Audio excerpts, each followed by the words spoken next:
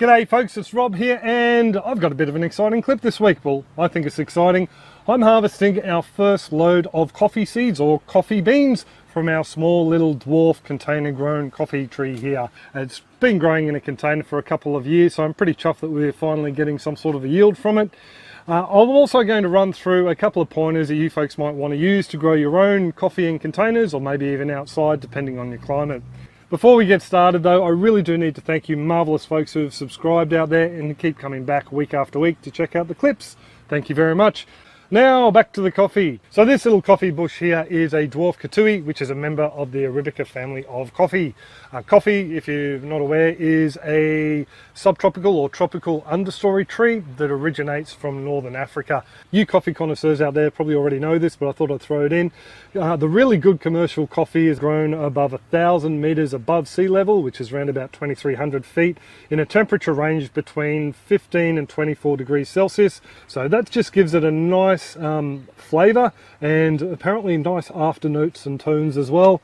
I'm really not that much of a coffee nerd. I just really like a nice strong cup of black coffee. So you don't really need to live above 1,000 meters though, folks. I've got a mate in northern New South Wales who doesn't live too far from the coast at a low altitude. Dave, g'day mate, and he has grown some awesome coffee. He's processed it, I've tasted it, and it tasted fantastic to me.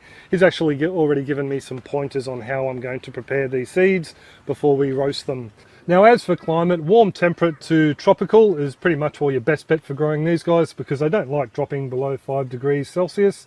So if you're in the States, that's zone 10 or above. You can grow them down to zone 7. You just got to keep in mind that they do need to be kept warm through the cooler months. So whether you bring them inside or maybe slide them into a climate controlled greenhouse to look after them and then drag them back out through summer. If you are looking at bringing your coffee tree outside after winter, I would recommend that you do it slowly. Give it a couple of hours in the sunlight at a time because, as I said, the leaves are sensitive.